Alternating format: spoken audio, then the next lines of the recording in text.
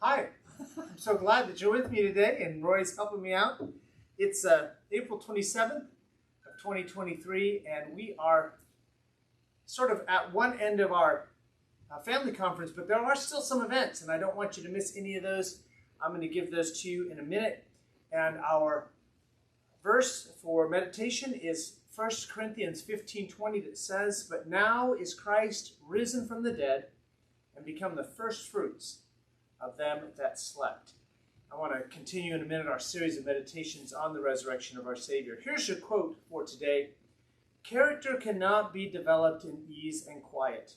Only through experience of trial and suffering can the soul be strengthened, ambition inspired, and success achieved."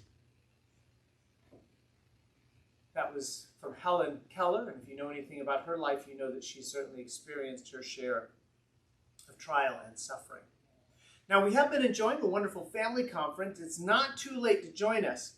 Bill Patterson will speak to the church, those of you that gather with us on Friday night for the Star Watch Party, and again on Saturday at the 11 o'clock worship, he'll be speaking to us. I have been posting his messages, including Marcy Patterson's teaching to the ladies on Monday. Monday and Tuesday is posted. I still haven't posted Wednesdays, but I'll get to that. And I want to encourage you, if you missed any of them, to take a chance, take an opportunity to listen to his preaching. This coming Sunday, our Sunday school classes will meet as normal. We'll have our 2 adult classes, one in the ministry room, one here. Teens will meet as normal. And then Bill Patterson will preach to us in the morning. I told him, after being with us a week, preach to us on what you think we need to hear. So maybe about the family, may be about something else, but I know you will benefit from hearing him preach. Sunday evening, he's not going to be with us. They've got to travel on to make their next appointment. So I'll be preaching, and I want to keep the theme of family conference. So I want to talk about a family approach to faith. A family approach to faith. And if you read Joshua 23 and 24, we're going to be focusing primarily on that first half of Joshua 23, but there's some good lessons in Joshua 24. So read Joshua 23 and 24 to prepare your heart for that. And then, again, our goal is to live stream Sunday school, Scotty's lesson on Colossians, morning worship, including Bill's preaching, and Sunday evening worship, which would include my message on a family approach to faith. Then we'll try to get those posted to sermon audio. I know it's tempting. Some of you have no excuse, and it's tempting to say, I just won't go. I'll catch up with it later. It's important that if you can come and join with us, Sunday school, Sunday morning, Sunday night, Wednesday night, it's important that we make that a priority. Because the Bible does remind us not forsaking the assembling of ourselves together, as the manner of some is. Now, I know some of you cannot come. Health keeps you from being here, and my heart goes out to you. But I'm speaking to those who could be here. Don't tell yourself, well, I'll just skip and I'll catch up with the sermons later. Please do not do that. Come, join us. You'll be blessed. Here is our upcoming schedule. Today, and probably by the time this posts, this will already be passed. But if you're watching this live on Facebook, today at 2 o'clock, I've invited the children of Elmira Baptist Church to be here. We're going to have a children's chapel. Bill Patterson will preach to the kids. I've got some sword drills. I've got some songs. I've got an object lesson. I've got a game that I'm going to play. So that'll be today, 2 o'clock. Tomorrow, Friday, 8 o'clock in the evening, our Star Watch party. Again, it's supposed to be warm. It's supposed to be beautiful weather. But bring some layers because, as you know, once the sun goes down, it can get cool in a hurry. Also encourage you to bring a snack or two to share with the group for that Star Watch party. Saturday, there is a teen event at my house, 6 o'clock. There'll be a meal provided for the teens and their parents. And again, Dr. Patterson will speak at that as well, followed up, of course, by Sunday morning when he'll preach to us at the 11 o'clock service. After Sunday morning's worship, we need to meet with those of you who are interested in the beach trip. The beach trip is scheduled for Saturday, May 6th, leaving at 8 o'clock in the morning. Be back late afternoon or early evening. We want to have a informational meeting this coming Sunday about that. On Sunday, May 7th, I need to meet with those who are involved in the children's ministry. children's ministries here at Elmira Baptist Church. So nursery workers, our Sunday school program, our Journey to Church and Children's Church program, those of you who teach on Wednesday night, teach children on Wednesday night, I need to meet with you. We'll meet in the ministry room. It's going to take about 15 or 20 minutes. If you need to bring your kids, you're welcome to do that. If you've got someone else who can watch your kids temporarily, that is after the morning worship on Sunday, May 7th. Saturday, May 13th, 11:30 is the ladies' tea. And following, or part of that ladies' tea, is going to be a secret sister program that you ladies are going to organize. So let me encourage you to sign up for that. There is a sign-up sheet, and we really need you to sign up to bring something. Do that this Sunday if you can. Sunday, May 14th is Mother's Day. And I want to encourage you, if you have children that you've not yet dedicated to the Lord, to take our opportunity on Mother's Day, take the opportunity on Mother's Day to dedicate your child to the Lord. If you're wondering about that, what that means, please see me. Be glad to explain that to you. Or if you'd like to dedicate your children to the Lord, please see me as well. Sunday, May 21st is our food and fellowship. I know it's only the third Sunday of the month, but we're doing this for a reason, which I'll get to in a moment. So Sunday, May 21st, our food and fellowship after morning worship. And then on Sunday, May 28th, we are going to have a Vacation Bible School, all hands meeting for Vacation Bible School after the morning worship on Sunday, May 28th. And on Monday, May 29th, is our Memorial Day picnic, which is why we moved that meal up a little bit. We're going to meet at Magnolia Park. We have one of the shelters reserved there between 11 and 3 o'clock. I'll arrive a few minutes before 11. We want to put the food on about 11:40 or so to begin the grill there at about 11:40. Eat about noon. We're asking you to bring the meat and side dishes and drinks for your family, and then we'll just sort of spread it out like we do for our food and fellowship meals.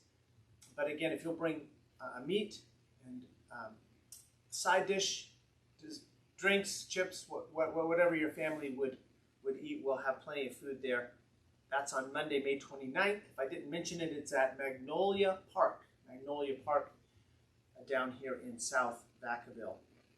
Sunday, June 4th, is our graduate recognition night. So this is for kindergartners, for high school students, and for college students who are graduating.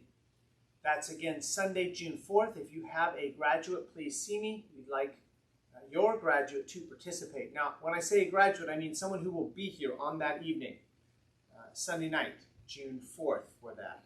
Vacation Bible School is June 19th to the 23rd, and summer camp week is July 17th to the 22nd. So Vacation Bible School in June, summer camp in July.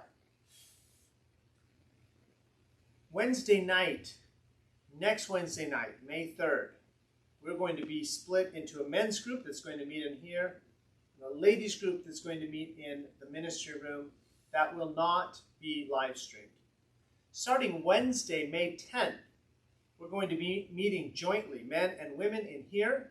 There'll be a Bible lesson, and then we're going to take time to pray. So starting on Wednesday, May 10th, we'll be live streaming that Bible study that takes place.